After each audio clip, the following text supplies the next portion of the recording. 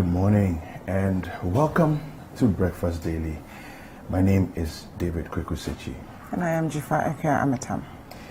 Today is a very somber, very sad day for the entire nation of Ghana, for the family of the Rawlinses, and for the entire continent of Africa.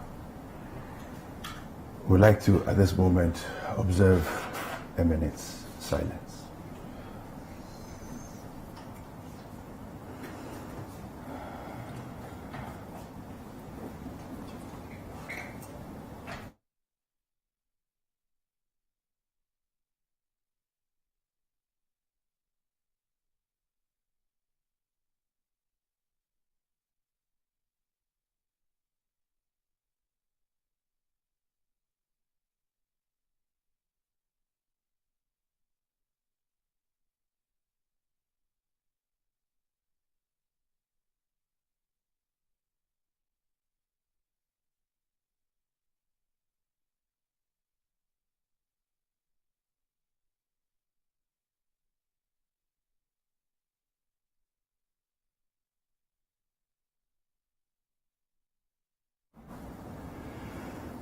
Yes.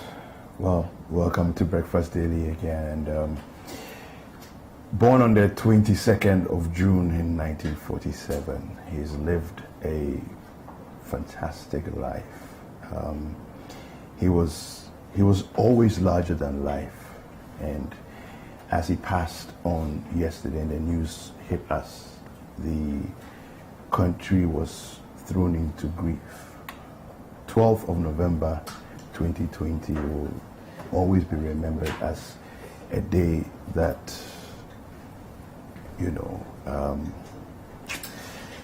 is a tough day. It's a difficult day. But our condolences especially go out to the family of the late Jeremiah Rawlins John. He was an amazing man. He was Ghana's longest serving president. He was the first president of our Fourth Republic. He has contributed so much to our development, and for the next 7 days, the entire nation is in mourning. We want you to share some of your fondest memories of Jerry John Rawlins and how he inspired your life. Just use the hashtag Breakfast Daily and the WhatsApp line 0550-585832 to share those memories with us. We are all in mourning. Yeah, yesterday, whilst, everything was going on, someone sent a message, and I wanted to just read out, it was so poignant for me. She says, "A lion has been called to eternal rest. He has fought for his pride and carried the scars to prove it. May God grant him true peace in divine presence that often eludes all of us in this harsh world." A lion has been called to eternal rest. He has fought for his pride and carried the scars to prove it. May God grant him true peace in divine presence that often eludes all of us in this harsh world. This is from Mawena Treba.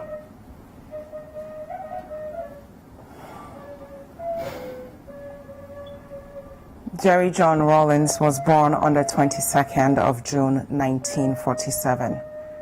He was 73 years old when he passed. He's a former Ghanaian military leader and a politician. He served Ghana for 20 years, from 1981 to 2001. He served briefly in 1979. He led a military junta until 1992, and then served 2 terms as the democratically elected president of Ghana. Rawlins initially came to power in Ghana as flight lieutenant of the Ghana Air Force following a coup d'etat in 1979. Prior to that, he led an unsuccessful coup attempt against the ruling military government. Just 5 weeks before the scheduled democratic elections were due to take place. After initially handing power over to the civilian government, he took back control of the country on 31st December 1981 as the chairman of the Provisional National Defense Council, the PNDC.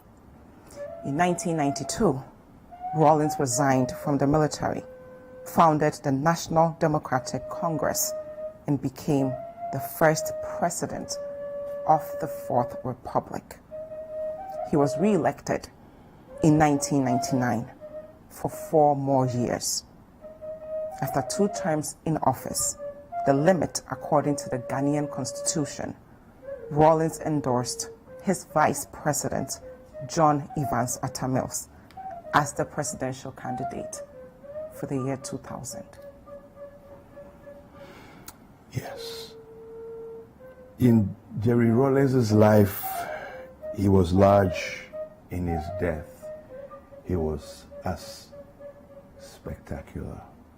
Suddenly, without any warning, without any anticipation, he just sensationally bowed out and has passed on to be with his maker. He is survived by Nana Konadu Agyeman Rawlings and his children, Kimathi Rawlings, Zaneto Agyeman Rawlings, Amina Rawlings, Ya Asantewa Rawlings. May his soul rest in peace.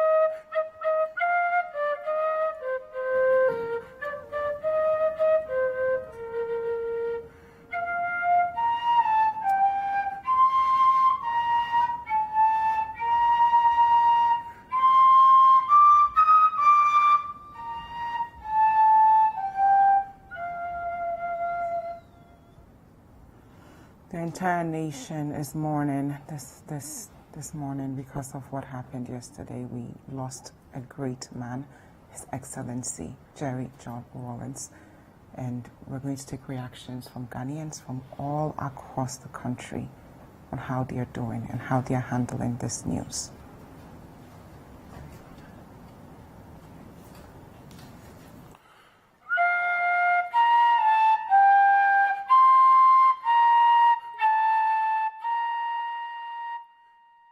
The news roundup here in the Upper West region. Today's news roundup takes a look at how some residents in the region are reacting to the death of former President Rawlings. Well, it came as a shock to me when a colleague called to announce his sudden demise. My first question was whether the old man had been sick. He said, well, we just take things like that. What do we do? With a heavy heart, as I said right now, I'm not self-composed. JJ is a very strong leader, very honest man. And but he's kind-hearted. If you don't get close to him, you will think that the man is a monster, a very wicked monster. But JJ has a very large, kind heart and accommodates. What he hates most is dishonesty. Frankly speaking, what this particular news has done to me personally, as an NDC member, I'm so shocked, and the news is unexpected, and I would like the Upper West people, especially West Central, to know what this particular statement has done for Upper West region as well as West Central. This particular First Republic, or will I say Fourth Republic, was instituted or was agreed by this particular statesman. We all know what happened during the 1982 Constitution drafting, and to this level, we all know that it is Jerry John Rawlings who gave the Upper West region this particular current regional status, and we are highly appreciative, or we highly appreciate what he has done for us, and the developmental work he has done for the Upper West region is unmeasurable. So for that matter, we are so saddened with this particular news, and would like the state to handle this particular funeral to its highest level. In fact, His Excellency, former President Jerry John Rawlings, he's somebody we can never forget as Ghanaians, because we are talking about democracy. Ghana is always boasting about democracy, and all this is because of Rawlings, because it is Rawlings who has nurtured our democracy. He brought the Fourth Republic, and we are boasting about democracy up to now. And in fact, former President Jerry John Rawlings has done so many things for Ghana, which we can never forget about.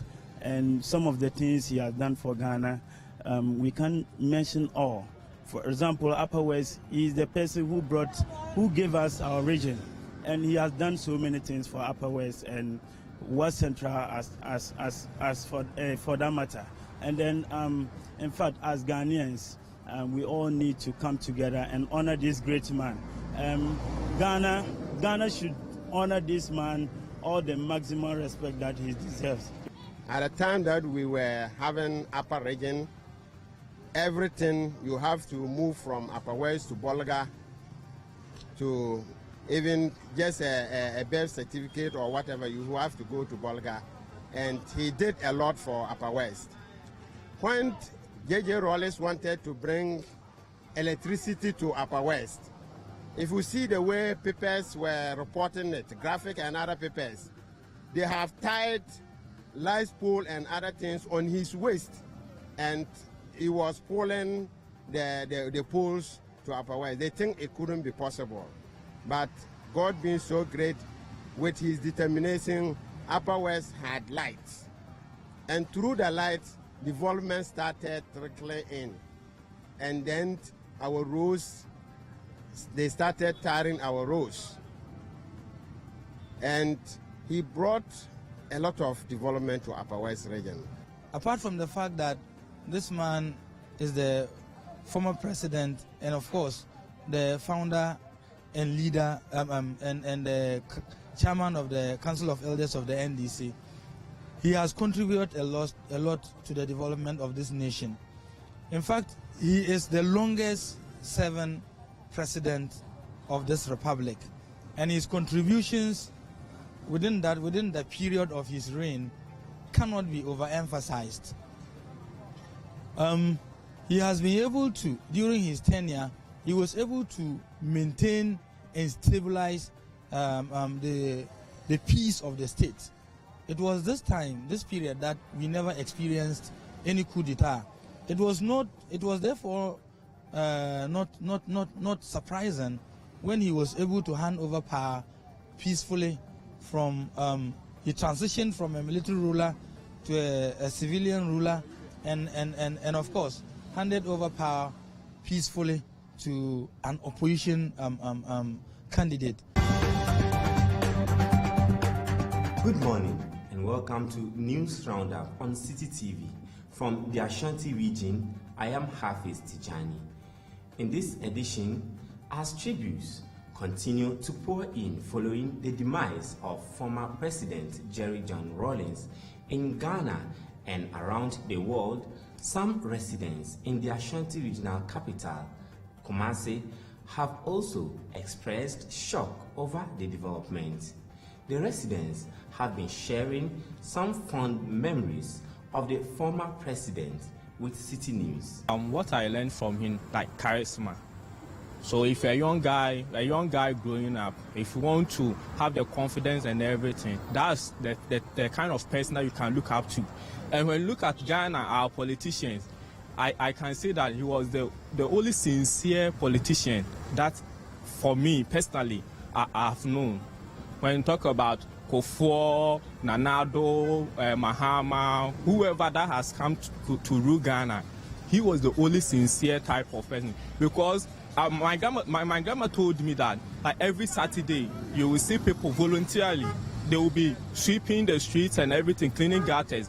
But now what do we see? We don't see it. But due to how he was governing the country and through his works, through his work, now we have the constitution, and the constitution that is governing us now. Yeah, they are all from his work. So that's what I can say about him. And to be frank with you, we've lost a gem. We've lost a great man. That's what I can say. A great man that I don't think the country will ever get his type. What I know about John Jerry Rawlings is that he is a founder of NDC, and when I heard that he was dead, yeah, it's very sad. Something sad. I was surprised. I didn't know. I was just scraping on my phone and I saw his death on Facebook. I was surprised because he just had his mother's funeral some few weeks ago. So I was just surprised. I was asking of what really killed him. And people were saying that he died of COVID. But I don't know the truth about the matter. How did you take it? That is normal. It's part of human's life. It's inevitable. It's bound to happen. So it's already happened. We can't do anything about it. Jerry was a straightforward man. He always speaks his mind. And that was what I liked about him. He didn't hide anything. As we know, Rawlings is the first president from the Fourth Republic, and his death is a shocking news to us all. And I believe he did great things for this country. For we to lose him at this time, and this year being elections year, we expect to hear his voice and his impact during this election to bring peace. And we losing a great man like him is very bad for us. We are praying that we will recover from his death and his memory will stay with us forever and ever. When I heard the story, I was very, very sad. And I was sympathize the wife and the children that they should console themselves. And after 19 1979, 80, 82, 83. Rawlings did well, but on his behalf that he made the coup, the way that I was understanding him was he came to make the coup because of the profiteering in the nation. That will be all for News Roundup from the Ashanti region. My name is Hafiz Tijani. This is News Roundup from the Bono region. I am Michael Sapon Info. Following the demise of former President Jerry John Rawlings, these are some of the reactions gathered by Citi News from some residents of Sunyani. You can testify for yourself. The whole party executives at the constituency level, the regional executives, the normal party sympathizer, we are all in a state of shock. We received this news, and then it saddens our hearts that this juncture, that we only hoped that with his blessings we were going to win the 2020 election come December 7th. Only for death could have also make a statement. We clearly are not happy about this, but we can only give praise to God. Actually, as you know, death is something one does not celebrate about, but then let alone when your party founder dies at this tense campaign season, you know how it feels. So actually it was a shock and very sad to all of us. He's pained me. Today I'm short of words. I can't talk again. Thanks a lot for watching. I am Michael Sapon Info. Okay, so I'm currently in Siman, and I'm coming to interact with some of the residents as to how the death of the former president, Jerry John Rawlings, affects them and how they remember him most. Welcome to Citi TV. Thank you, sir. Please, what's your name? I'm Osman Ibrahim, Chief Executive Officer, Asuma Leatherworks. Osman, when did you hear of the passing of the former president and how did you take it? In fact, I heard it just this afternoon. Unfortunately, I slept in darkness yesterday night, so all my phones were down. So I put them on charge. When I just switched my phone on from the mosque, I called an uncle. So we're talking about a festival that is an incoming festival. So we spoke about the festival or the festivity that is coming on, and I dropped the phone. I had another call from him. And said, well, have you heard what has come? I said, what? The former president, Jerry John Rawlings. And I said, he has done what? That is gone. In fact, very shocking. You know, irrespective of our political colors, but he is somebody who is a role model to the youth. Because when you trace his biography, his history, you know, the time of being in the army, he was very young. I watched a lot of his videos, a lot of his interviews, and in fact, it was very shocking. Very, very shocking. Ghana have lost a very dear father of ours. Okay, how do you remember him? What has he done or what did he used to do that you remember him for? You know, Jerry John Rawlings is such a straight person. He is straight. When I mean straight, disciplined. You just heard of the passing of Jerry John Rawlings. How do you feel? Hey, I'm very sorry. Very sorry. Because Jerry is my man. I like this man, his principles and braveness and the leadership. I like this man very much. In fact, it's just right now I heard the news. I was shocked. I heard it this morning. And how do you feel? Oh, I felt very sad. In fact, it's a great loss to the nation and Africa in general, because he is a very influential person during his time. So I think it's a great loss to Ghana and then the whole of Africa as well. He's a kind of person who I would say he's a hero. Yes, things he has done for this country, most politicians or most of our leaders cannot do it. Because he's a man of his words. If he says he's going to do this, he's going to do it. If he says he doesn't want this, he doesn't want it. And so when I heard of the bad news, I was terrified. I was very, very, very, very sad. I'm telling you, it's not easy. Because for me, I know he's strong. He can still live more than that. But God knows best why he has taken him at this time. The NDC fraternity in the Bono East region were understandably distraught by the news. I spoke with the Regional General Secretary for the NDC, Shamsuddin Ali Mohammed. So the party folks called to confirm as the facts of the news that they've heard. But recently we have not heard, the shocking part of it is that we have not heard of any serious sickness that maybe he's... We went to the mother's funeral quite recently, where the party was represented fully, and we have not heard anything until we heard his demise. So you see the way the folks, the party folks will take it, and I think we've consoled all those we have to, because it's death and it's bound to happen on each and every individual. In fact, I was shocked. And as a Muslim, we believe that death is inevitable. Whatever you do, you will go. So when it happened that way, I said, no, the old man is going to the Lord's place. So I just took it normal. But in fact, I'm shocked. I'm really shocked. No, the fortunate or unfortunate, I went to a friend, though he is disabled. He even broke the news to me that he was just on Citi News and he heard the news. We were the first to break that news.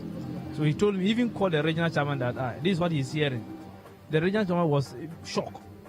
So we were all just downhearted. In fact, we are shocked. We are really shocked.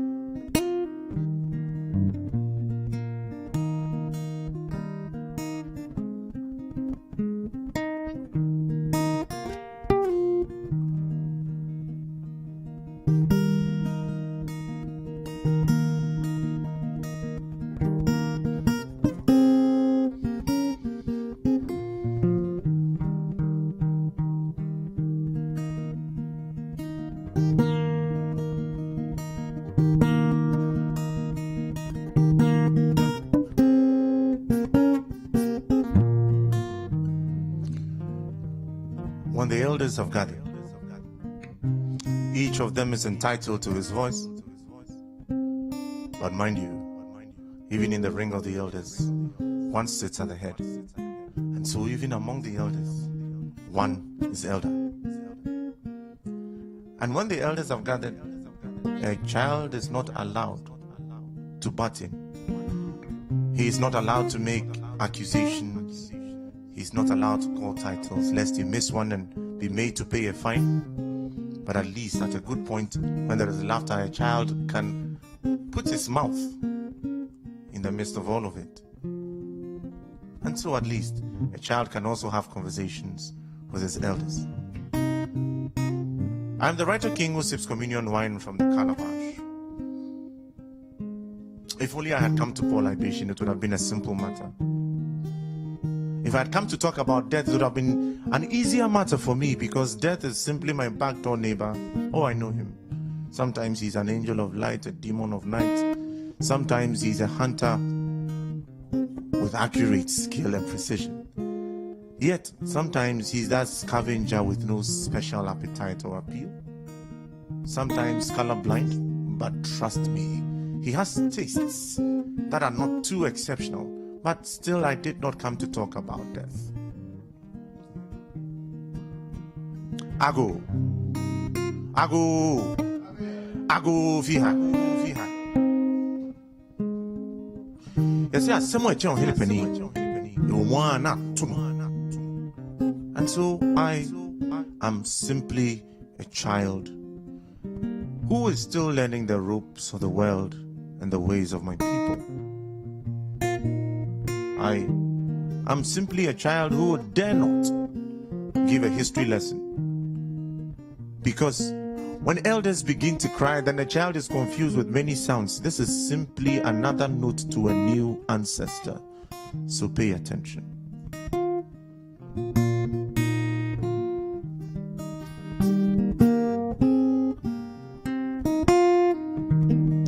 Mother's dear son is gone. Mother's dear son is gone, probably in pursuit of Victoria's captor, leaving mother at home stranded, hoping, praying, crying, even despairing that perchance her son might show up back at the door. He probably was consumed by a broken heart, and he in turn broke mothers and all our others. And so, Kosi is gone. Today, he does not pick up his cannon voice to boom cowards to cower in their wives' kitchens.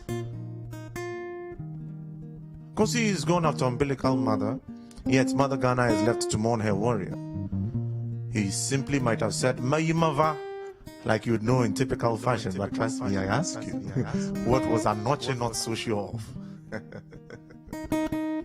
And so if I had come to talk about death, it would have been an easy matter. Death is simply my backdoor neighbor. And so, the flutes have even lost their voices. Did you hear them? The drums are simply overburdened with the weight of sagging skins, and the dirges are not sure where to place their feet. They are not sure of their place anymore. But I'm sure of this, that no matter how ready a man thinks he is, no matter how he is prepared to face death, a man never truly dies of his own will. What did I say? I said, no matter how ready a man is, no matter how much he feels he is prepared to face death, a man never truly dies of his own free will. And so maybe this one was a case of dying for love. Likely to be that militant romance brewed between Ghana and Jerry at the center of the earth. That militant romance whose details would fill this child in telling in full. Ago, Fiha. A widow's pillow is always like stone. And so when a widow's hero is gone, I have come to observe how the heart has a way of catching cold spasms. From the youthful shocks of disbelief to the not so sure whisperings of uncertainty, all the way down through that lonely path of momentary denial until nostalgia breaks the pots of the eyes and she can only cry. Cry. It is okay to cry. You have to cry, it heals the soul. You have to cry. When the soul is past its time, and so cry, Nana. Cry, Kunedu. Cry, Nana Kunedu. It is all right to cry, for it is okay for a queen to show and shed her sorrow in the face of the world. It only instills confidence in the chests of greater warriors. Cry, and then spread your wings. Like mother hen, cover your brood under your wings in waiting for an appropriate time to be spread to take flight. Ago. Mamin can be Makape. Say Unipa. Wachi. Yebe Kaiwo Papa, Kaiwo Bonnie, Yebe Bodi, Pabo, Suboy, Kaiwo Papa, and Kwan, Kao, your buffo. But mind you, until you have dared to greet a man in words and in manners, do not attempt to discredit his full stature. Penibe company sem from Betuan and Sem from Nanasa say, Mama Kweje be offer. So, Bisim Penisem Namidia, we need to have a friend Namidia. I will not attempt to give a history lesson. This was just another note to a new ancestor. Flight Lieutenant Jerry John Rawlings is gone. His voice debooms, his story rolls on. When a matter is short, then it is good. And so a good matter is short, and this one will be continued. I am not here to tell his story when it is still being lived in our memories. And as I say, Mama Kweje Biofa said, therefore, we shall look at this matter from one of its many eyes that it has lent to the world. Nije near Reho when it has so soon when you have to. You see Sua, you jai him. I mean Chasu. Send baby you are at 12. Yagofi, Yankwe.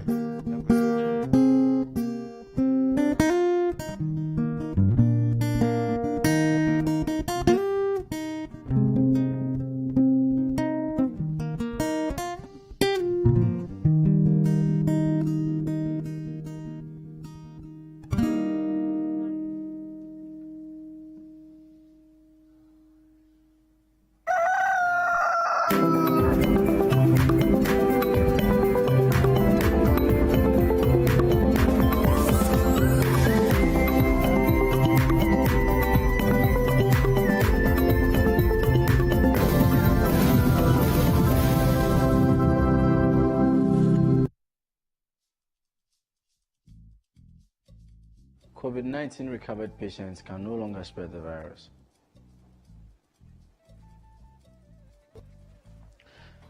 Let's show solidarity to recovered coronavirus patients. No stigmatization.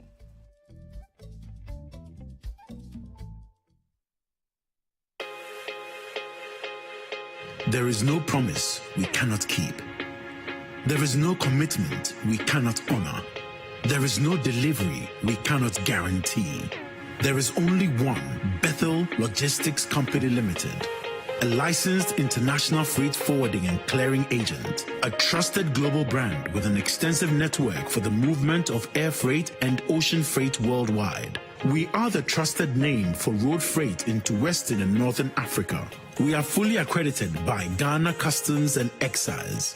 We cater for all your freight forwarding, customs clearing and forwarding, cross trades, inland transportation, internal cargo tracking systems, customer freight costing and consultancy, cold chain logistics management, logistics and warehousing, quality inspection, and much more. In Accra, Tema and Takrady, we are always available to ensure easy movement of cargo countrywide. Call us on 0204 528 900 or 0244 707 859. Email info@bethellogistics.com. Locate us in Accra at North Ridge, adjacent Accra Girls High School, or in Tema at Community 4, or in Takrady on the second floor of the GCB building.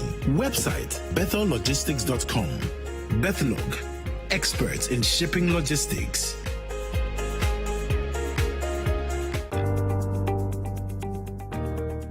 Hello Ghanaians, my name is Mrs. Kosi Yankee Aye. I am the Executive Director for the National Board for Small Scale Industries, NBSSI. Through the Campus Initiative, we have dispersed funds to over 100,000 beneficiaries across the nation. Several local businesses have seen the impact of our work, and we will continue to give more of them hope amidst this global pandemic era that has negatively impacted all of us. MBSSI, a new era for SMEs. During tough times, we need a competent leader we can trust to keep us all safe.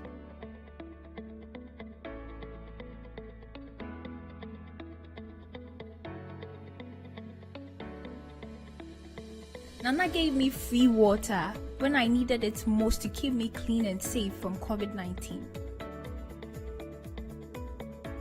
Nana gave me lower cost of internet during COVID-19 to operate my small business from home.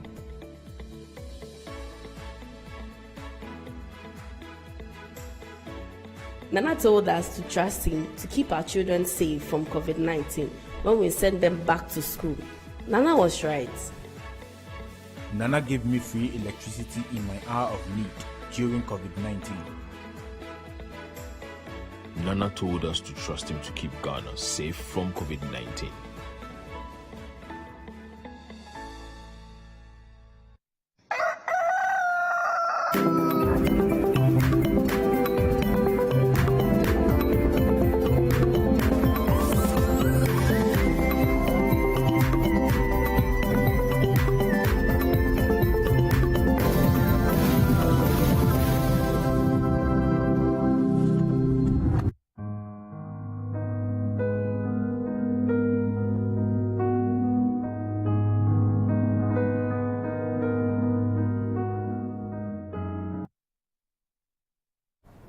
We're still celebrating the life of His Excellency Jerry John Rawlings. We met with one of his friends and one of the founding members of the NDC, Honorable Fritz Baffour. Let's hear what he had to say about the man. I'm bereft. I'm very saddened because a person I respected, a person I revered has passed away. And it's a sad loss to this great country of ours. Because for a long time, he was the conscience of the nation. He spoke it as it was. He did not mince words. And sometimes he offended people. But that's a complexity of a man who had great charisma and had great passion for this country. So for me, it's been very difficult. Even having this interview saddens me a bit because it brings back memories of him. I worked with him very closely on a lot of occasions, and I learned to admire his intuition. He had great intuition. Sometimes he would come up with some highfalutin idea that sounded very well. It would be put to him. He would shoot it down and say, wait, I'll come back later and then we'll talk about it. I'll come back and then he'll give us the understanding behind the decision that he's taken. So for me, somebody very good and great is gone. I had known him when we'd come across each other over a few years, from when I was a little boy in Mrs. Sam's school to when he became a pilot, and he moved around with George Mould and Larry Lee and the rest, and they drove fast cars and they looked very dashing, and I admired them from afar. But I became close to him in the late 80s when Mrs. Rawlings, Nana Ajman Rawlings, whom I knew quite well from childhood, introduced me to him. And then I got taken in by him, so I started working very close in hand with him on certain things, especially when we were coming to form the great NDC party. How was it like? He listened, and we had a lot of young, dynamic people around him. Larry Ajete was around, Guzitano, then the people we respected like Chachu Chikata and the rest were also there. And so it was great interaction, working and with a great idea that we're forming a party that would be a political force in this country. And so, you know, I was working on the event management, the rallies, the organizing of conferences and things like that. And we had to revert to him on a lot of occasions to find out how the way to go forward. The Rawlings legacy is the ideals of accountability, of probity, of a certain integrity and honesty in dealing with the people in Ghana. You can't lie to the people. Even if you do, one day you'll be caught out. And I think he's died leaving a legacy where we'll have the respect, where we'll have the reverence for those kind of things, because that's what is required now and is desired by the people of Ghana in these very difficult times, trying times. We should eschew the love of money and the love of material wealth, because it doesn't last. You know, the guys who, when I was growing up, were all millionaires and everything, some of them are indigent today. What it is that you've got to respect yourself and respect your country. You've got to revere your country. You've got to revere the people of the country. And nobody goes to waste. We have to uphold the ideals that our country is a country that has the potential to be the greatest country on earth. And I think that he believed that. So for us, that is the ideal. But please allow me to extend my deepest sympathies to his close family to Nana Edmund Rawlings, to Zanetta and her brother and sisters, and the extended family from Jelukopia and the rest of the world. He'll be sadly missed, and Ghanaians should look at his memory and uphold it by doing the right thing. His sense of humor.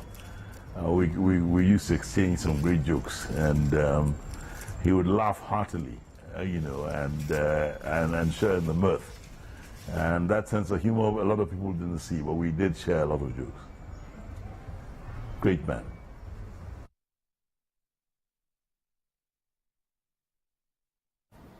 So that was Honorable Fritz Baffour sharing some of his fondest memories of His Excellency Jerry John Rawlings. We'll now hear from the former Chief of Defense Staff, General Joseph Nunu-Mensah. Morning, I was actually there around between 11 and 12 when I had a call from someone I know in Kumasi. But I've heard about his passing. As are you telling me or you are asking me? It came as I didn't believe it. I've seen him since the mother passed on, and we have lunch. Once we have a lunch together, I cook food, we take it, they sit down, they clear his table, we eat. Very, very informal. In fact, I'm preparing to do one, and I've been calling him to find out when I can, do this early next week. When I called, nobody answered the call. It wasn't unusual. I called the office, then again quiet. That's what's happening. This morning I called him twice and no response. That was quite unusual. Then this call came. So it didn't come to me as a complete shock. But for him not to answer my call, for some time, means something was wrong with him. But say it came as a shock. I have known him, I was in the Army. He was in the Air Force. The Air Force and the Army were not very close. Furthermore, he was much junior to me, so he wasn't my contemporary, so I wouldn't know much about him. But I got to know him in 1978, 42 years ago, when, as a young pilot, he flew the plane. The way the plane was flown, I think he was playing with a toy. Very professional, quite brave. That impressed me a lot. Then the following year, 79, 15th of May, he had this abortive attempt to, I wouldn't call it attempt to overthrow the government. It was quite amateurish. I think it was expressing some anger about something. Demonstrate anger, not to do any real damage. All the same, he was arrested and put on trial. Whilst he was being tried on the 4th of June, soldiers revolted as a very serious offense to revolt, a mutiny, where they rise against authority, a very serious offense in the military. If you are found, they become shot. So he was in prison when young officers staged this mutiny, released him from prison, and made him their leader. I don't think he knew about it. And he knew about this plan to overthrow the government. So he had to assume the position as a leader all of a sudden, which was quite difficult. At the age he was, 82 years. But, to me, I was then a very senior officer. But what was unique about that operation was that the senior officers were arrested. Subsequently, many were shot.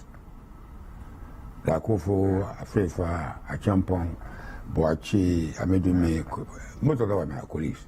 They were shot. That to me was a big shock. We've had a coup in 1966, 1967, 72, but never at gone to the extent of shooting people like that. So it shocked me. But later on, I tried to reflect, see what happened and why. There was so much anger. I felt it was anger, but I didn't know the extent of the anger. It was quite deep. And again, I relate it to the current situation in which we are. We think everything is normal in Ghana. Not everything is normal. There's a bit of anger in Ghana here. But we don't seem to pay attention to the anger among the youth especially. It was the youth who actually revolted. And that's what it tells me. If we don't take care, we can't have a repeat of what happened in 79.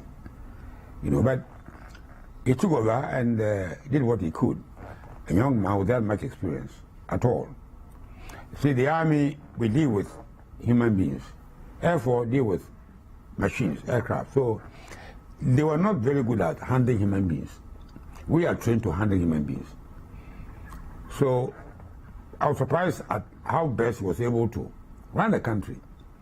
He knew his shortcomings, so some of us were recruited by him. Look, he knew that we were capable.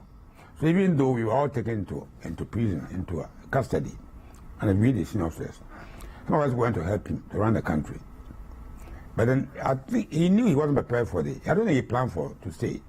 So in 3 months' time, elections had been held, and Liman won the election. But the government to hand over to Liman had been overthrown. So he actually did a handover to Liman in September of 79. But by November, he had retired the senior officers like me and Queen and I, including himself. That to me was a mistake. And that they paid the price. 2.5 years later, he came back, staged another coup, and then came back to power. I was retired. Stay in this very room in which we are talking. I had to find my uniform, I don't know where they were, and put them on.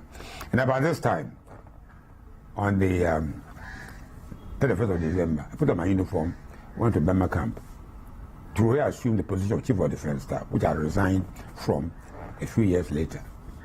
So it's somebody I've actually known over this long period. And many things about him impressed me. You know, I think that's what not even me, I'm a grown-up. At 83, 84, how many more years have I got to live? But the young ones like you ought to take account of what his life was and take lessons from them, learn from them, so that we don't make the same mistakes that we made at the time. I mean, I foresaw the reason for his coup, not his. It was done not by him, by the rank and file of the military. But I understood it. But what the young people of today should learn from him is his age and the courage he showed to run a country, the courage. He didn't have much experience about how to run a country. But he did his best. I think certain qualities he had which helped him. A quality of integrity, honesty, sincerity.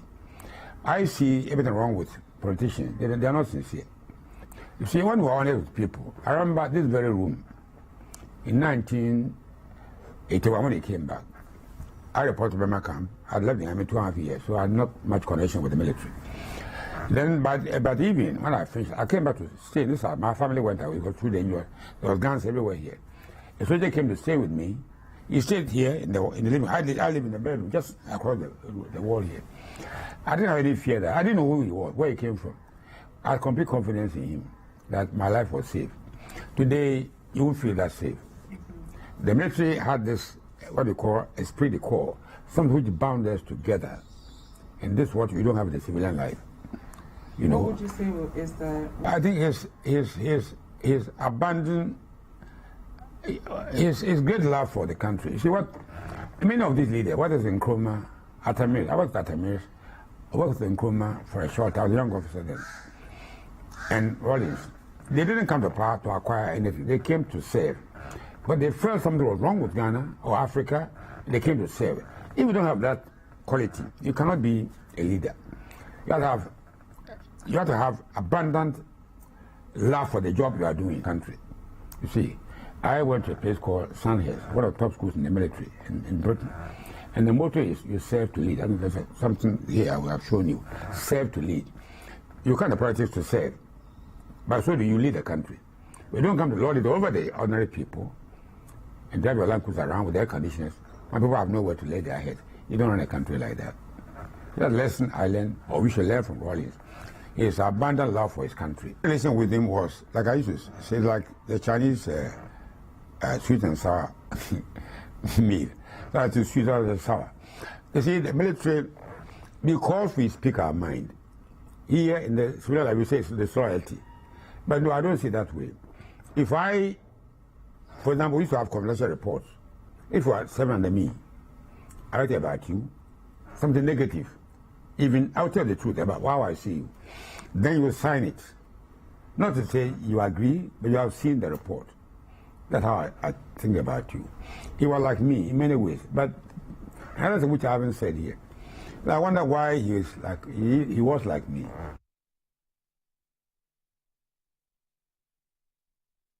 Now we are 24 days away until we go out there to vote. The two dominant political parties have both suspended their activities for the next 1 week. Both Honorable Fritz Baffour and General Nunu-Mensah share their thoughts on what this means for this year's elections. It stands to reason that in 1979 there was violence, the loss of life, and I can't imagine those who lost their lives and the families who were bereaved. I can't imagine how they felt. I mean, it's wrong for me to even assume. But we should have peaceful elections because we are, both parties, major parties, are in agreement that they've lost someone. And so they suspended their campaigns and they're doing things that would hold up to the memory of the man. So why don't we transmute it when we come back into the campaign by having peaceful elections, by loving one another and making sure that at the end of the day, Ghana is the winner and that nobody loses life again for politics and that we will work together, hand in hand, to make this country the country that it's supposed to be. And what they should learn from his death, I think they came at some funny way, right? He was always concerned about Ghana's security. I remember 2008, I was here when I had a call from him to come for lunch, August.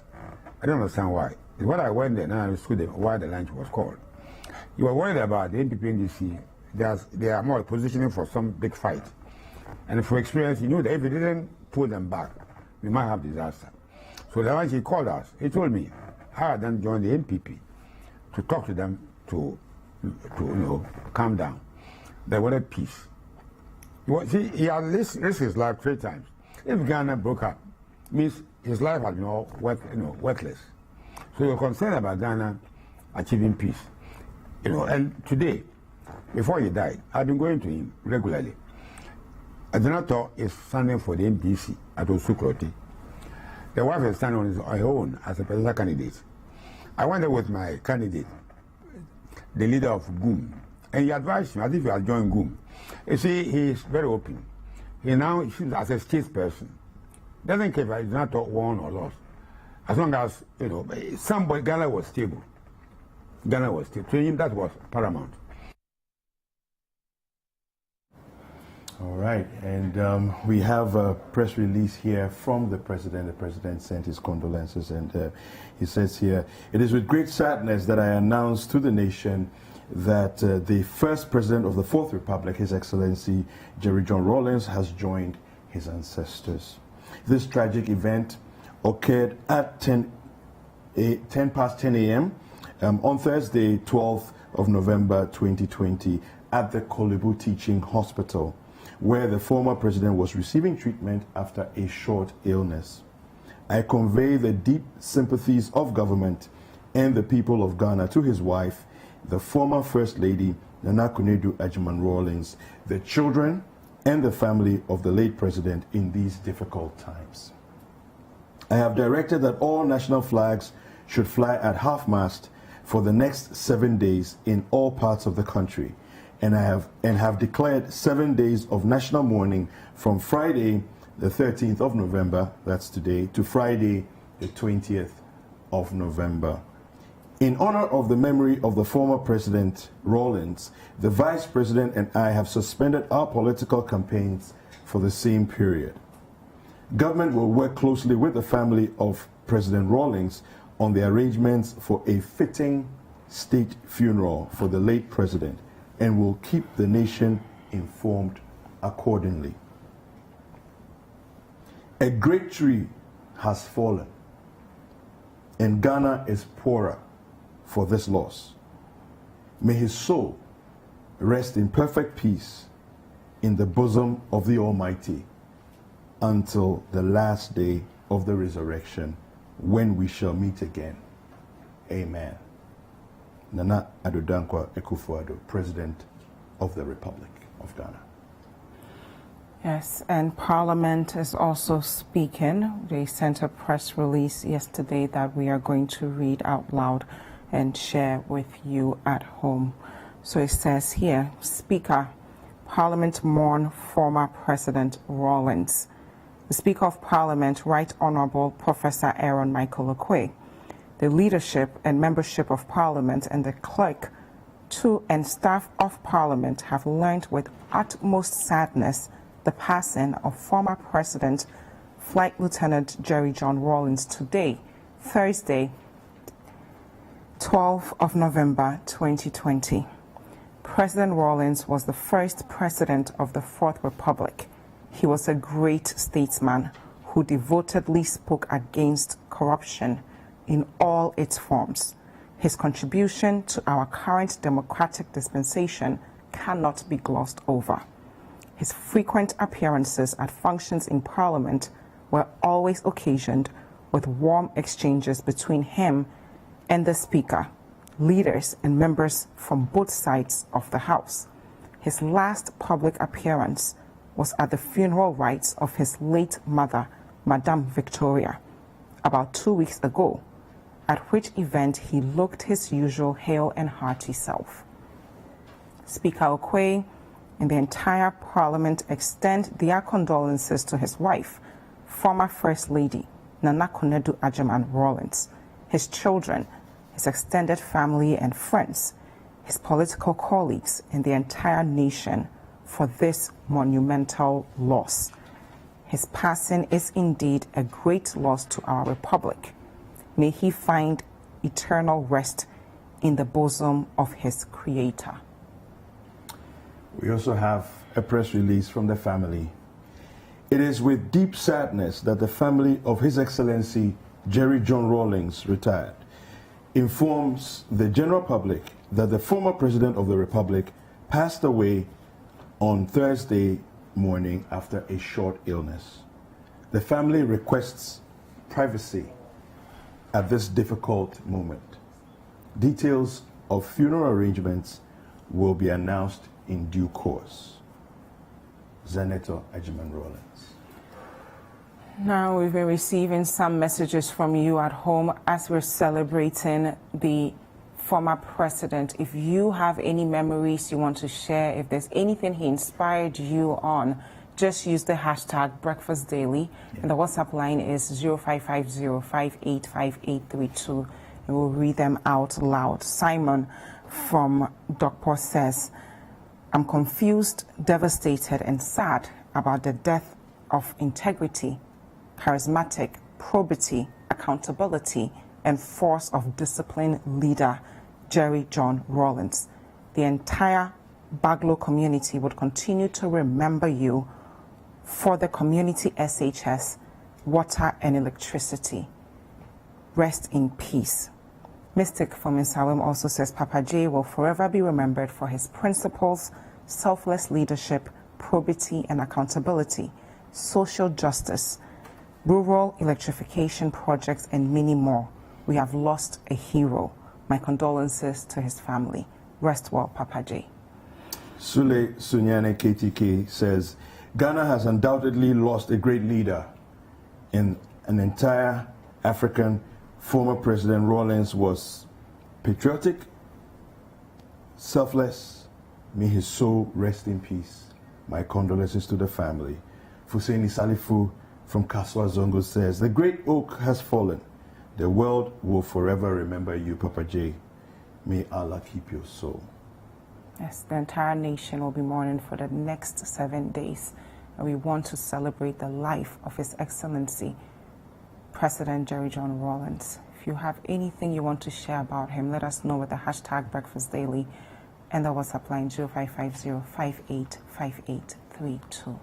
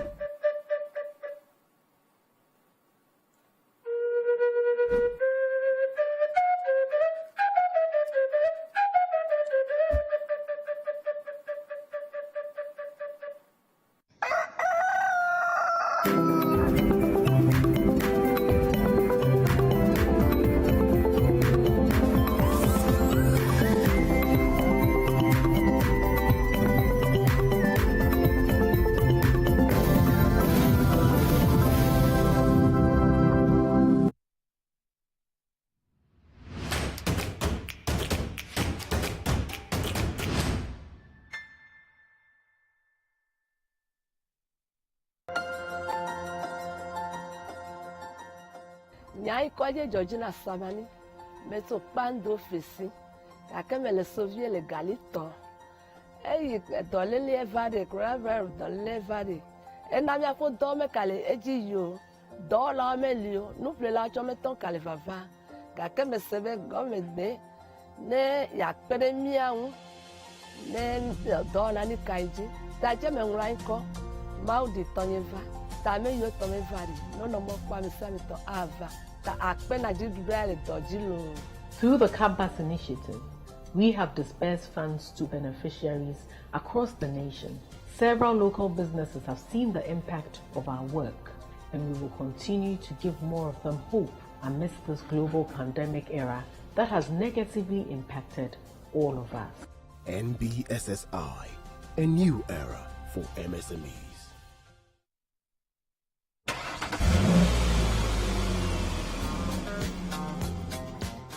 In Ghana, the law enjoins all drivers and passengers in a moving vehicle to wear a seatbelt. No excuse is good enough for not wearing a seatbelt. Seatbelts that are fitted in vehicles are adjustable, so please adjust it to suit you. Let it rest as close as possible to the body. As a driver, before you drive off, ensure everyone else, especially children in the vehicle, have fastened their seatbelts. The airbag is not an alternative to a seatbelt, because in the event of a crash, only the fastened seatbelt will stop a passenger from being thrown far forward. So buckle up. Stop road crashes now. Stay alive. This road safety education is brought to you by the National Road Safety Authority.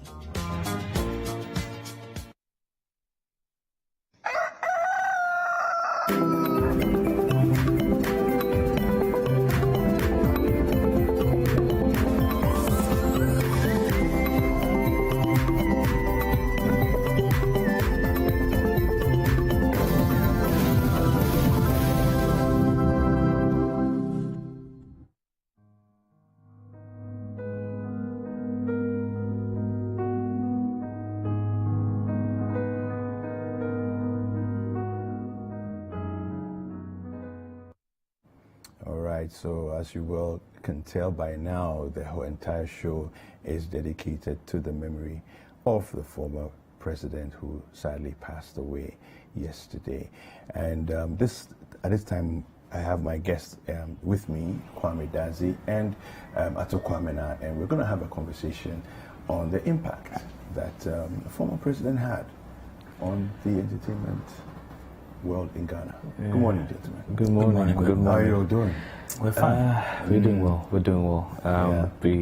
We've been hit by such sad news, and I must say, we've been having a conversation after yesterday to discuss how the late former president actually impacted the whole entertainment industry. First of all, before we get into that, at what point did you hear the news, and how did you feel? I heard it around somewhere midday. Okay. How I felt about it, I was shocked. I'm sure I felt the same as a lot of Ghanaians, because for somebody who looked that healthy and stout at his age, I didn't even see that coming. So I was really surprised and shocked, and I felt very sad for his family and his children as well. And I mean, social media made it very difficult for me to actually mourn, because there was so much going on. There was a divided household.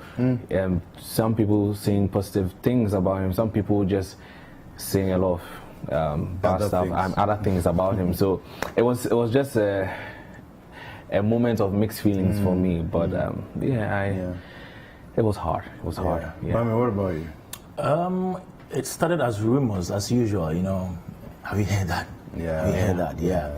And we work for a media institution, and we are very professional. So you don't just go about peddling information when you don't have facts. Yeah. So we were waiting for the true story to break, and then when finally we sent out the information on citynewsroom.com that it was true, now people got to know that all the stories they were hearing on social media were actually true. This is somebody who was very charismatic, a personality you'd love or hate.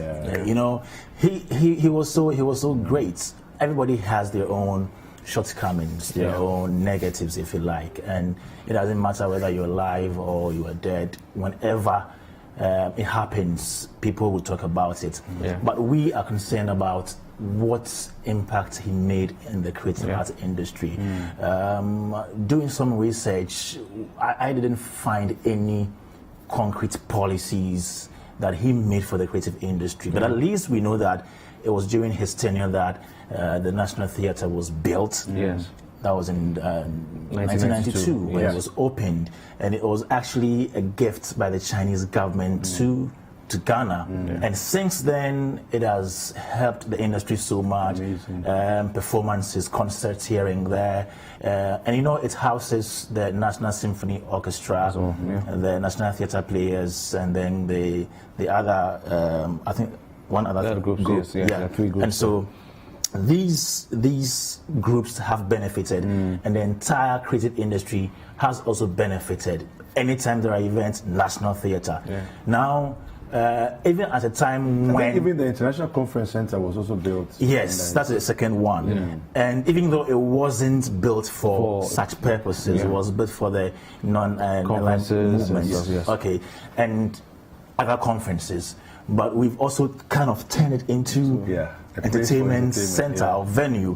And so most shows happen there. I remember when Afrima took place in 2018, that was where we had it, where almost all the African musicians and people in the African music industry were present to witness the Afrima for the first time. And we complained about how we thought we would get a bigger venue. But the question is, if we didn't have that what would we have done? Okay, so many years after the establishment of the conference center, the National Theatre, we've not really seen any other edifice like that that provides a venue, a platform for the creative people. So yes, we cannot write history without mentioning the fact that Rollins helped the creative industry in that regard. National Theatre, Conference Center, that was great. But we also know that the creative people have also used Rollins' image, his personality in their works, and we can also lose sight of that fact. Somebody like Clemento Suarez, for example, in comedy, you know, even KSM at some point. So Rollins in creative arts, you know, we have done some things with his image. He has also helped us providing these two edifices. And I can mention books as well. Even the latest is the controversial Kwabena Hoy book. You know, so when we talk about literary arts, we can mention those who wrote books about him. We can mention documentaries, a lot of them. The only thing I have not seen people do for Rollins is a film. And we've always said this, that our film culture, when it comes to documenting things about personalities, doing films about Rollins, about Kwame Nkrumah, about Yasantua, I think that culture isn't so much engrossed in us, you know. And so I wasn't so surprised I didn't find a film about Rollins. If there is one, then I have not seen it. But we have seen so many documentaries, and documentaries are also made by people with a creative space. And so that is how creative arts people also used his image to their advantage. So the books are there, the documentaries are there, comedy, stage plays and all that. Even in music, Shashamali, Rollins, boom, boom, boom, and all that. So and we shouldn't be surprised that after this starting event, we're going to see a lot more, like you're saying, going into movies and more stage plays centered around this man. I must say that Ghana took a big dip after Nkrumah was overthrown in regards to the creatives as a film and theatre, and just like Kwame has said, these edifices are the ones that have actually helped bring up the Ghana theatre and creative spaces, and it's something that we can acknowledge him for having. You know what I find interesting as well? Even somebody like the professor Azuma Nelson. You know. I look at sports and I ask myself, okay, it's sports, but no, but sports is also entertainment. You know, because we stay up late into the night, just enjoy the whole experience. But Rollins was very much a part of encouraging, you know, Azuma Nelson to also become the great boxer that he became. True. And even apart from that, let me add Rollins' involvement in the arts. You know, obviously when you are a leader, you get invited into to programs, and he was one who would be present, and he would be dancing. And the asana is not as good as mine, but still he would make the moves. I think that's brilliant. So he patronized most showbiz or creative art events, and that is also something that we could talk about. Rollins was that hilarious character, you know. So I think that on the news of his demise, we as creative arts people can just go back into time and then think about some of these things that he did while he was alive. And I think it is good that we're talking about it today. A lot of celebrities too have been. And in fact, the international celebrities are the ones that actually blow my mind a lot, because I shared a tweet from Davido about Rollins, and I was like, how is he? He's a global icon. Affected, and it's really. So that's a tweet from Davido. He says, "R.I.P. Jerry Rollins," and a lot of celebrities in Ghana in and out. It was. I mean, a lot of people have been sending their well wishes to the family via social media, especially Twitter. Twitter was buzzing yesterday. Yes. It was. Yes. And there are more tweets from celebrities. One thing is for sure, history will never forget Jerry John Rollins. I have to agree with that. I have to agree with that. We have more. Sarkodie tweeted. Okay, so this one is Adam. So Adam says, "What a life! Live to the fullest. Bevu Nation. Time no day." Okay. Yeah, that's Davido's one again. All right, and this one is from Samini. Samini says, "R.I.P. JJ. Ghana will forever remember you, great man." Yep. Okay, and this is from Sarkodie. Sarkodie says, "R.I.P. Papa J. Nyamemfa Wokra Insiye. Why you be a Maomai?" Yeah. That's a powerful one. I don't know if I caught one from Shatawale. It says, "R.I.P. former President Jerry John Rollins." Okay. All right. So lots of messages coming. A lot of them. We're yet to hear from Shatawale. I haven't seen anything from him. I don't know if he's done it as of now. But the last time I checked, he hadn't posted anything about him. Yes. But like you mentioned, even in some of his songs, he mentions Jerry John Rollins, and this man is just iconic. Like I must say, he's a legend. He is. Yes. But back to the point I raised earlier on about making films about our personalities, I think it is not too late to do that. You know, one thing that America did in telling their story was using the movie industry, the film industry. And now that we're concerned about how to name our movie industry, whether to use Gollywood or Nyamidria or Nyamifio or whatever. Oh my God. I think we should also encourage our people to make films about these iconic figures like Rollins, like Kwame Nkrumah and the rest. Some of them will mention lack of financial assistance. Now, if you are out there and you also have the power to help them, you have the money to help them, I think it's about time that we got into that area as well, because our movies are almost always about love, witchcraft, witchcraft. Why aren't we venturing into some of these fields as well? So I think we should employ them, even though he's dead. It's not late to do any film about Rollins. So we can do something about him to celebrate him.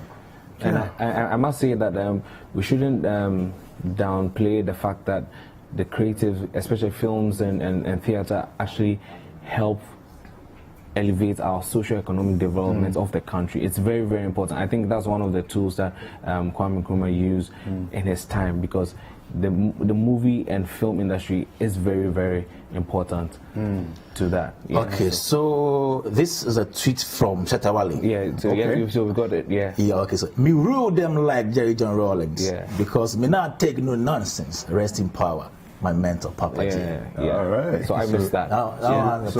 So we got it. So Shatta has tweeted about Papa J. Yeah. Fantastic. Okay, so what... this is just so heavy, you know, for all of us. What else is happening on the entertainment scene?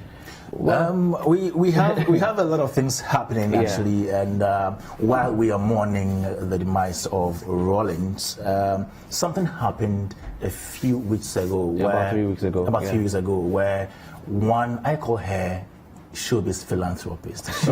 She's been helping people in the creative industry, from Muforian Ponsa to KK Fosu to all those people, and she went on Delay Show to say that she invested $45,000 into Baffour's Kasiebo album, but had no returns from that. Okay, and Baffour wasn't happy about it because according to him, that was false. So he has sued the lady called Aisha Modi together with Delay, on whose platform that statement was made. Delay has responded. Delay has responded to that. Yes, Delay says that she has nothing to do with what the lady said, and at that time she was asking questions and the lady only provided answers. So she can't be held responsible for the things the lady said on the show. So she did a video, if you can take a look at that. Okay, let's take a look at that. All right, so before we see the video, and before we take a look at the video, I think that a lot of times, I don't understand when I think of Baffour's reaction and he says, I'm suing both parties. The host of the show and the person who made the allegation. But because your beef is with the allegation, right? Okay, but sometimes the host has the power to rope in on whoever is making the allegation. There are times you can't have control, but there are times if you see that somebody is making a comment that will implicate the whole organization, you can't just sit and then let them... Okay, so let's take a look at the video. We'll come back. Good afternoon, Michia Obibia. Me presenter Emma Delay Show. August, Bosumi me interview Aisha Modi. I don't know friend say she loves Stone Boy. Na interview no ekoso no and na Baffour no asem ekopie mu. Na me pese me clear no emo bi ate asese questions na me bisa na ya ma me answer. Into bi kan asem a me hu hye asem. And to by say me back because I do not endorse whatever my guest said about Baffour, and me detach me from Asemno, me trim me free Sassimon, and say baby Baffour will be me the chair can see a command. What's in once say Asemno, me knew Asemno movie. All right. So that's it. Yeah. It's I don't even know how to put my head around it, but like Kwame Dazi said clearly, when you're having an interaction with a guest on your show, all you can do as a host is to ask the questions. Speculatively, maybe they may say something, but somebody will say that they should have issued a disclaimer on the show that maybe whoever the guest is. Well, but like I'm saying, I'm just saying that that's another school of thought. If I'm hosting someone and the person is making a claim, that's not how is that attached to me? Exactly. I'm asking questions. The person is making a claim. But if you think what the person is saying can put you in trouble, how can it put you in trouble? The person is saying because it's your platform. The person is making their claim. The person is responsible for what they say. Exactly. It has nothing to do with I understand you. But you need to come in sometimes. Well, I sit on both sides, kind of, because so if I come to your show and I say that Ato is a thief, so now this is a spurious allegation. Exactly. It's very different from saying. That is what I'm saying. No, it's very different from saying that I supported the. No, that's what I'm saying. In this case, it was difficult for Delay to come in. That is why I'm saying that. I strongly agree with you. But on a whole, you can't say you not be held responsible if somebody comes to your show. No, I mean, if you're accusing statements. somebody of something criminal, then you have to. If somebody's accusing somebody of something criminal, you have to disassociate yourself from the statement the person is making. But in this case, there's no criminal statement being made. Must it be criminal? Well, it has to be. I mean, what are the big? So, why is Baffour suing now? No, that's a different matter. Because he says it's not true. Yes, it's not.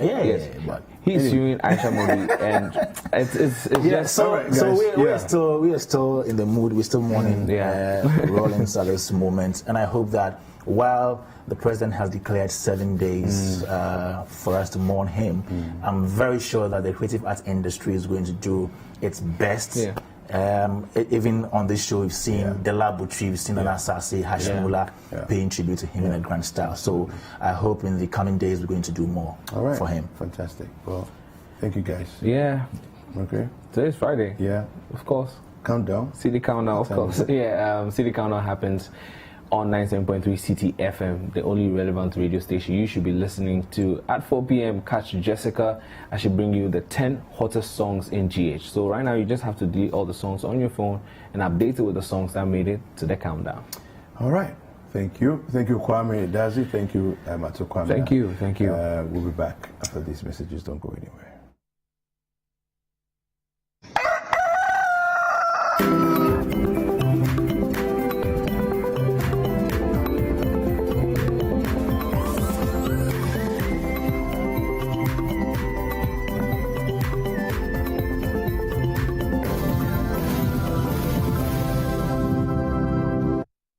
It is Christmas. What do you want for Christmas? A new car, a vacation, or expand your business? Make your wish and have it come true in the 100 days of Christmas with a Republic Bank Christmas loan. The Republic Christmas loan is quick, easy, and so affordable with super fast turnaround time. Coming to any of our branches nationwide. Call or WhatsApp 055-654-3212 or apply online via republicghana.com. Remember, wear your nose mask, stay safe. Republic Bank, we are the one for you. Since 2017, a new dawn is breaking in Ghana. The NPP is building the foundations for growth and transformation. We are curbing unemployment with new and decent jobs. Thanks to Nana, I've got a new job through NAPCO. That is why I'm voting for him as the MPP. The promise of free SHS is now a reality. Through education, I have a brighter future. That's why I'm voting for Nana and the MPP. The future of our country is in the hands of a competent leader, a man you can trust. I trust Nana. This December, let's protect our progress. Let's give Nana 4 more to do more for you. 2020, 4 more for Nana. 2020, 2020, for Nana.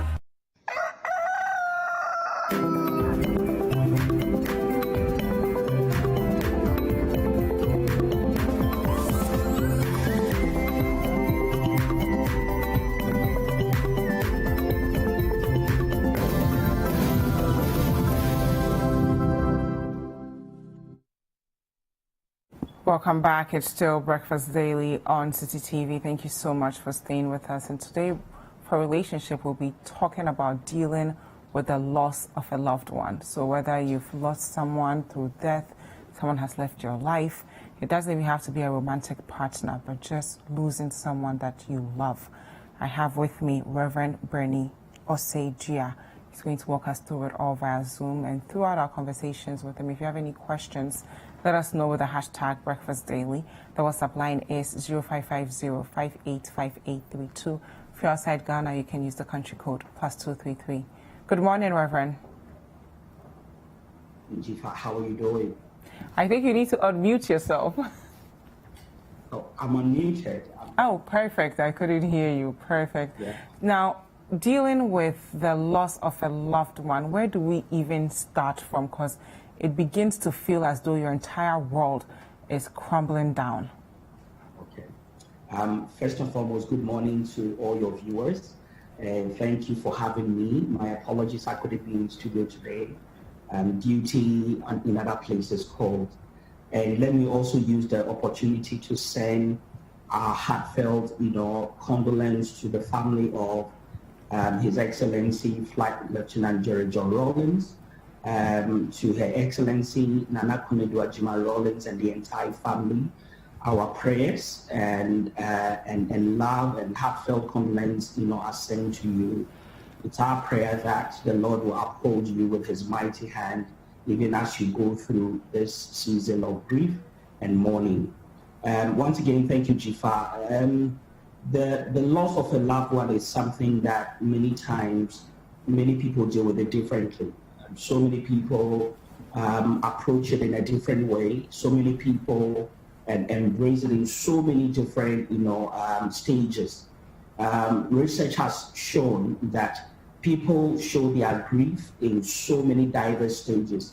Now, these has actually been, if you like, categorized into 6. But it is not always the time that you go through all the stages. Some people will show it in just one way, others will show it in another. Many times people, will portray an element of shock, sometimes denial. Others would have a lot of anger because of the loss.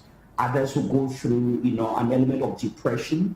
Some comes to the point of acceptability or acceptance, if you like. And grief can be particularly intense, and depending on the individual, how close you are to them. There are some people, when they lose a loved one, they barely have, if you like, to show any emotions. Some show so much, brokenness, so much depression, depending once again on how they take it. So grief can be coped with, in diverse ways. And each individual grieves in diverse ways or in various ways based on, any of these factors that I might have mentioned. Some, basically by virtue of the proximity, the closeness, the affection that they have for the person, it takes them a while to really get, over it. Others do, get over it in the shortest possible time. Others go, for years. And even with that, they need professional help to be able to cope through. And these are some of the things that, are real when it comes to grief. And there is nothing wrong with that. These are all natural. And that as an individual, you must be able to come to the level where you accept and you embrace the fact that this is what I have, this is what I'm going through, and these are the challenges that I have by way of me reacting to the loss of this loved one in my life. How do we deal with the initial shock that comes with hearing that news? Because no one imagines losing their loved one. Yeah. The initial shock many times can be, can come in diverse ways. There are others that cannot practically, hold themselves. Some that will cry their heads out. Some that get lean, or if you like, they lose weight immediately.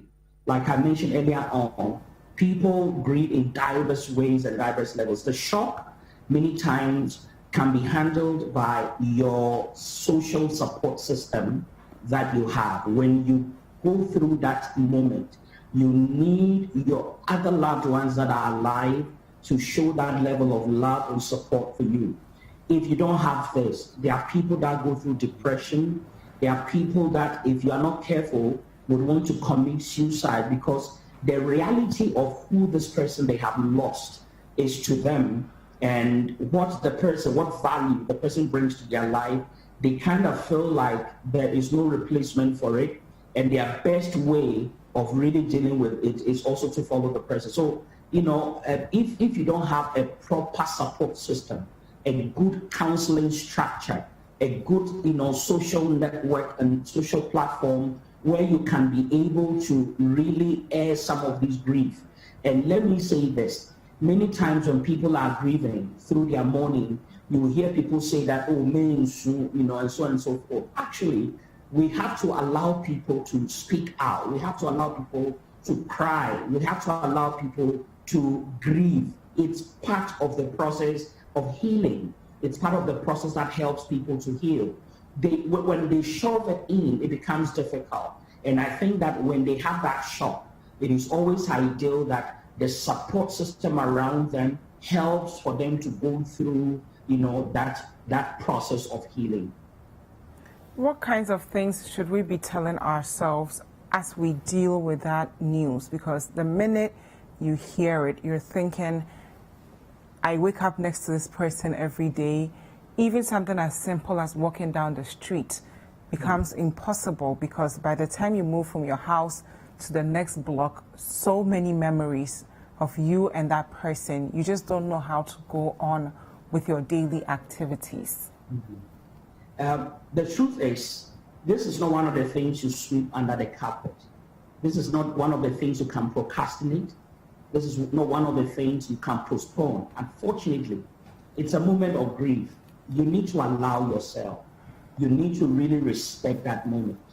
The truth also is, you have spent a lot of quality time with the person. By way of me saying quality, it may be positive, it may be negative. They all contribute to the memories you share with the person. Now, these memories cannot be erased. These memories don't go away. With time, the intensity of the grief, the intensity of the mourning will tone down. But as fresh as it is, many times, it is okay to allow, that grief, that, moment where the person is going through those tough times. However, don't ever forget, this is the time you need your loved ones closer to you even than before. Because at that moment, you're fragile. At that moment, you are weak. At that moment, you are depressed. At that moment, the sadness has a way of dealing with you physically, emotionally, and psychologically. And that is why you need the best of your support system. In the good book, the Bible says that in the multitude of counselors, there is safety.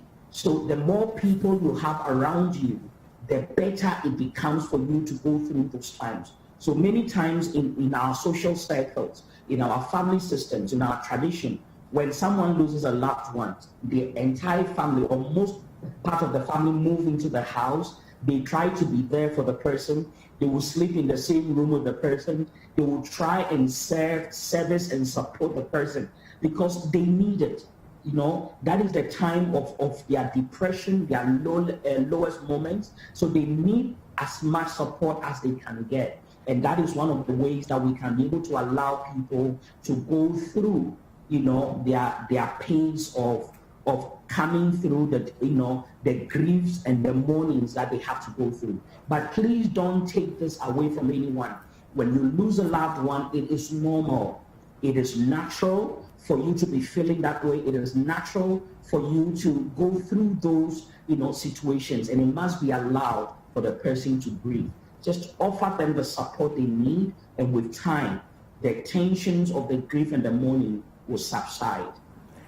How do we deal with the temptation to repress what we're feeling? Because as you mentioned earlier, people will be around you and say, "Bear men soon." You have to look strong for the children. You have to look strong for the family. How do we resist that temptation to repress how we're truly feeling? The truth is that many times the way people deal with issues is how they want you to deal with it as well.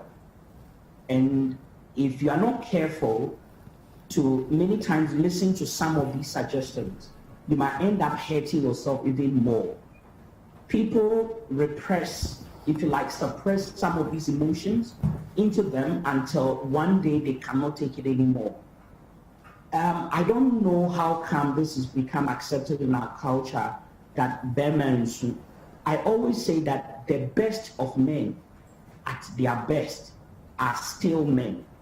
It is ideal for us to embrace the understanding that, humans are humans.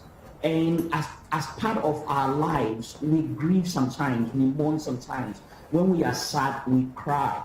These elements of Bemansu, Usua, and Palano, you need to be strong. Actually, when I cry and I go through those, processes, I am becoming stronger so that I can be able to stand for the next person. When you suppress it, you are building a lot of psychological and emotional fragility that when you rather break down, if you are not careful, the repercussions of that could be something that is irreparable. This is why it's ideal that we allow people to grieve. Yes, it's okay to comfort people, but there are many ways we can be able to show this comfort without having to tell people to suppress their feelings and their emotions. Those emotions need to be, coming out. The weeping, the cry, the tears must flow. It is okay. It is natural, because these are ways by which people will be able to show their grief. There are other people, no matter who they lose, they will never cry, but they do things that will surpass your understanding. Some of them get aggressive, some of them get very angry, some of them become erratic, and it's seasonal, They will be there, then when they connect into any of the memories, they have a very strange reaction. All these things, and this is why I always say that when you see some of these things in your family members, it's ideal that you speak to a professional, a counselor, a psychologist, someone that can be able to help you go through the stages so that you can be able to deal with it as effectively as possible. Now let's talk about the family members, the friends. How should we empathize with the person that's grieving? What are some of the things we should be careful to not say to worsen what they are going through? Let me start with a personal experience. I have this auntie who passed on, peace be unto her soul. I call her Michael Power, and anyone that is watching me who's related knows what I'm talking about. And she has a way of grieving that will give you energy. She has a lot of, comic character by her natural self. So when she comes around, she does a lot and says a lot that really puts a smile on your face. Sometimes she tries to mimic the one who passed on. And as much as everyone is crying, we are laughing and crying and remembering this loved one. And I think it's been, for me, one of the best ways I have seen people go through the most challenging loss of their, of a loved one. But that is her way of dealing with it. She brings comedy and laughter, mimicking the character we've lost, the good and the bad, the ugly of the person, and people laugh about it. You are crying and laughing at the same time. Many times I don't even know how that is possible. But yes, that is one of the things that, I came to see from her. Aside of that, there are others that will sit around and really say no much. They won't say much as long as they can be with you. They are in your environment. When you need something, they are sensitive. So if you need water, or you need to eat, these are people that will offer that support for you. So they are checking. So they want to be able to offer you food. They want to encourage you that at least try and eat something, because you lose appetite when you go through the seasons of mourning, and they are there to just offer you that. And many times, whatever you want, whatever even you don't want, they want to make sure that, they are serviceable. They are there to support you. They are there to be the shoulder you can cry on. There are others who come around that say a lot, all right? And many times, that is where some people are situated. There are others, first and foremost, that will cry. And as long as they keep crying, you, the one that have, the loss, will also cry. But there are those that will come and they will say much. Some will say a lot to encourage you. Sometimes, if you are not careful, you will say things that don't even need to be said. I remember one time we went to visit someone, on my pastoral duties for a loved one, or a member that lost a loved one. And one pastor showed up and said that it's okay, God gave and God took. Man, that was some very awkward moment. Yes, God gave and God took. We all understand that. But that is not the time to remember, or to remind a loved one to remember someone they've lost, So you must be very careful. And I always say that if you don't have anything really to say, please don't say it. It's okay just to sit around. It's okay to put a hand on the person. It's okay just to be in an environment where the person can see that you are offering your support, you are offering your love, you are offering that care. That is sometimes even enough. But if you have something to say, encourage the person. That empathy, it becomes part of the entire process. Say, if it was you, what will you do?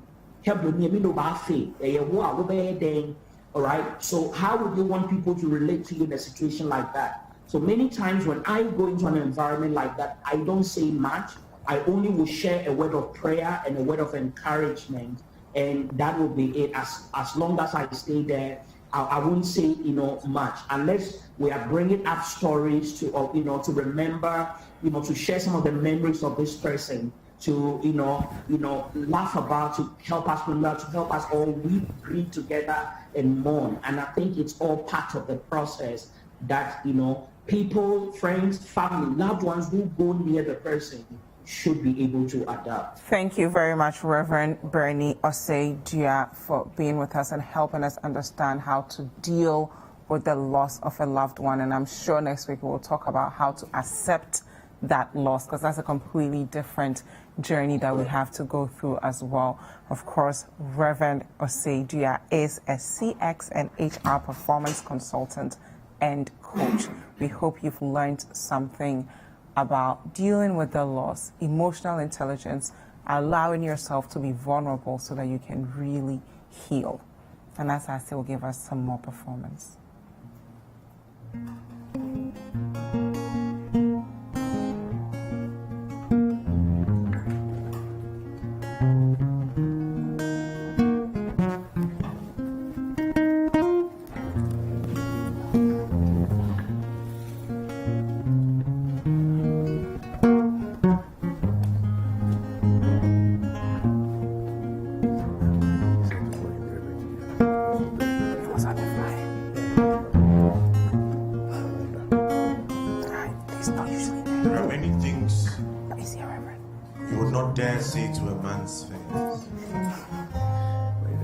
There are even more you would dare not say to his ghost. And so if you are not bold enough to tell him while he was alive, do not offend his ghost, or do not offend our sensibilities with your emotional struggles. For indeed, after a man has carried the weight of his shield, a warrior, and died in battle, probably interstate, who does he leave his blades to? But above all, who does he leave the glory to? Who does he leave his debt to? Who does he leave his estate to? But above all, who does he leave his conscience to? Maybe he sheds it at the veil between life and death. To some, a warrior is a strong man. But to people like me, who have lived with death in my backyard and unseen the next and Abra was somewhere over there, and too much communion with the ancestors, I have come to realize that a warrior is simply a man with feelings like all of us. He just expresses these things differently, putting a bold face to it, not because he is not afraid, but because we cheer him on to dare to be leader. To others, a warrior is a bully. And so this is dedicated to anyone who was ever a bully, dedicated to anyone who has ever been bullied, dedicated to all of us whom death has been a bully to. Salamu alaikum. Salamu alaikum. Salamu alaikum. I know somebody down this lane who does not say Allahu Akbar, but mind you, peace be unto his soul, his name was Salim. Salim, great Salim. I heard you died chasing a rat into its hole. They say your powerful feet slipped in the mud, your head hit stone, your blood nourished the earth. Salim, you have fallen asleep since then and you have not woken. Salim, your wives are worried and they will not eat. The bats call your boast, yet you do not respond. They strum and carp and strum the strings and hum, yet you do not respond. Salim, their purses are half full and their sweat is enough to pay your daughter's dowries. Salim, your debtors have bought new cloth. How do I know? Because they came to your compound to greet your benevolent absence. And I was wondering why you, did not pick up that cannon voice of yours and boom them to cower in their wives' kitchens with your threat to squeeze gold coins out of their fears, Salim. Your clansmen, Salim, your clansmen and your kinsmen, they have split your heads and your harem among themselves. Salim, Salim, poor Salim. I heard you die chasing a rat into its hole. But we were having a conversation about who a warrior simply is. And so if he's not a bully, then who is he? He is a man who has had to take decisions on the spur of the moment, in the blink of an eye, to kill one and save the other, to be good and to be hard. And when all is done, we all go to our pillows. Yes, Ajunje was me and Debbie. Ajimpa, Ajim money the trim. When you sumia, the mujuka cra, what the swat, now at this way more. And so, who will comfort a warrior in the midnight when he has his nightmares, forgetting he is simply somebody's child, for a man is simply an experienced boy. Ago, Fiha.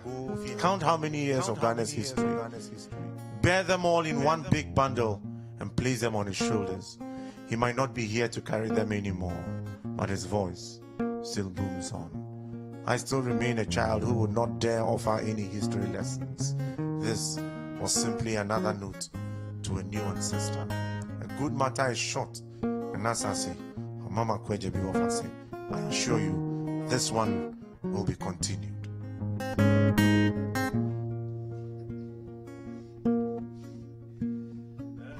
Yes, sir. A new ancestor. Yes. I think that is so deep. Yes. Encapsulated in just a single phrase. A new ancestor. 2 days ago, he was with us. You see, when he was here, he was an older man, an elder man. He knew our ways, but in the realms of the ancestors, he's here very young, very new, to be welcomed by probably people he's older than in years. Oh, wow. Will be a senior prefect. Where were you when you heard the news? I was at How did you feel? My cousin's engagement. The moment I stepped out, I received a call. And then the person asked me, Charlie Mattis, Papa G. I was like, give me maximum an hour. Give me the door. I get into my car, I turn on the radio, and honestly, I'm still in dream state. I can't take the full thing in. It hit me so hard. Yeah. But you see, as I said, a man is many things to different people. Yeah. We might have had our unique experiences. Yeah. Some people are angry. Yeah. Some people are very sad. angry. Some people are probably happy. You never really know. Some people have this morbid sense. Yeah. People are feeling different things at different times. The feeling a widow has is different from that which a child would have, that which a brother and mother would have. So really, different things to different people. But then again, I ask myself, why am I here to see moments like this in my call as a man who preserves word? Yeah. The future is yet to be born, yet to enter the dance of time. People like us have to carry such memories on. And so I issued that disclaimer. So nipa de wechino, rebo dimpa bosubo, beka papa kai obone. So you say kai papa nkwan kai obofo, but the balance just makes us human. Wow.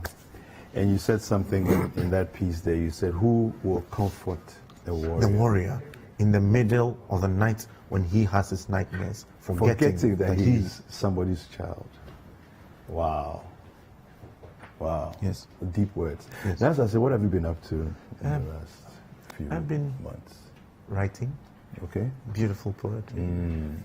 I have been dabbling in a lot of great business. I sell fresh eggs. I sell food stuff. Okay. And I've been learning a lot from Hashmullah. You should be asking this young man what he has been up to. And I've been on a fitness, program for about 2 months. I'm in my 3rd month actually, and it's really paying off. It's really paying off. And enjoying a lot of fun. It's good to see you, being yourself and doing this. So beautiful. I spent time to try and reconnect with the old things I used to do. You realize that usually when we attain a certain stature, you tend to change your ways or forget the things that brought you up. But the Bible says, remember your first love and the place from which you have fallen. So the little things that you feel brought you up to this point, go back to them. Pick them up again. Nana. Yes, sir. We'll speak soon. I'll be so glad. We'll speak soon. I'll be so glad. We've been speaking with Nana Asase, and he's been giving us some very deep, heavy words about former President, the late Jerry John Rawlings. Dziffa will be on standby to interview our other artists who have been giving us fantastic music all morning. Dziffa? Yes, we have Dela Botri here with us. And Dela, I want to ask what the man, His Excellency Jerry John Rawlings, meant to you. It meant a lot to me, especially. I remember 1979. That was the same year when he came, the first coup came, and that was the first time I touched my instrument. So I remember him very well from that time. And the other thing I remember, he thinks about the arts. You know, he built the National Theatre, and I think a lot of people have forgotten this song when, after the National Theatre was built, I was part of the first performance that performed inside the National Theatre. Wow. Yes, that was 1992 or 93, I don't remember the year exactly. I think a song was composed for him, and I remember the song still. Wow, what was it? Yeda was CJJ, Yeda was CJJ, Asida, Asida, Asidan Kanwuda, Adewaya Maye, National Theatre, Dankesi, Unyami, Shirawura, JJ. I was with the Pan-African Orchestra by then, and we had a collaboration with the National Symphony Orchestra, and Abibi Kroma and the National Dance Ensemble also came together to collaborate. That was how the National Theatre was formed. And some of the residents, artists, stayed there, and some went back to the University of Ghana. And I remember very, very well that when he became president in 1992, my band, Hiwale Sounds, was invited to perform when he have a visiting president from Burkina Faso, Black Ampori, was here, and my band performed. They made a call from the president's office to the University of Ghana, where I work under the Professor J.H. Copeland Ketia. So I performed only my band, and then the president and his wife, and also the president from Burkina Faso and his wife. For just a few people, they have a cocktail, and only us performing for him. And he's a very amazing person. And one of the things that I remember, his uncle, Christian Agotui, he taught my father a job. Wow. He taught my father tailoring. So we knew his uncle very, very well. My mom used to visit. He called my mom when my mom was alive. So my mom would go there, and he would give my mom some items, like a food items, and we used to visit him. So we are very close, people. So this morning has been a very blow. Just in a final few words, what would be your fondest memories of JJ? We have lost a great man, not only for Ghana, the whole continent and the whole world. I remember when I was in Lagos, they told me they wish they have him as their president because he's a very great man. I remember 1979 when he would go in the gutter to work with the people over there. He will carry cocoa from the farm. He will help the construction workers, railway workers. He will be carrying things by himself, going around. I know him very, very, very well. And even when the mom died, I saw him the way he was. I was supposed to be there, but I have to go somewhere, so I was not able to attend the funeral. We have lost a great man, to be honest. Ghana have lost, but we will learn a lot from him to carry us. Thank you. As we go forward. Thank you so much, Dela, for being with us and sharing your great talents with us. And I have to ask, where should we follow you on social media? The laboratory on Facebook, and Instagram is Dela_Botry. And the rest, I don't remember things like that. Thank you so much. Actually, I'm not in a good mood. You've been very, very emotional today. Yes, very, very emotional. Thank you for being with us. Where were you when you heard the news? I was driving yesterday, and I heard it from Arnold Alavanyo from Xylophone FM that is going to break a news. So I thought he's going to talk about entertainment news, But before I heard the news, past president, I said, who is that president? And he paused for some time, and he came. To be honest, I have to pack my car and start crying immediately. Wow. I couldn't do anything yesterday. I was so down. Yeah. I was so down. May his soul rest in peace. Yeah. Thank you very much, Thank you very much for being with us. Thank you. Thank you at home for staying with us. For the next 6 days, the entire nation will be mourning the death of His Excellency President Jerry John Rawlings. He's our longest serving president. He's contributed so much to our development, and we know that he's in a better place right now. Absolutely, absolutely. And I just want to say a big thank you to the whole team that came in this morning. The laboratory, of course, we spoke to him just now, and then, of course, to Nana Asase and to Hashmola, his guitarist, and everybody that has been a part, all the crew behind here who have been here and just, been strong to make sure that we could do this program this morning. Thank you to all of you. And thank you to you for watching and for sending in so many messages. We have a couple more that I want to read out quickly. My name is Gloria. A great man of justice has fallen. May his soul rest in peace. A great man of many wonders. Amadou Karimu from Boko. On behalf of the Cater Front and the entire leadership of the NDC in the constituency, I accept our condolences in these trying moments. Our Creator is a decider on when life will come to an end. May He be with you. Amen. And then finally, a father, a teacher, a boss is all gone. Rest well, Senior John. I am John from Tema Community 2. Thank you guys so much for being with us. Keep watching Citi TV. My name is Dziffa and I'm David Kweku Sechi. Della, please play us something small to say. Please play us something.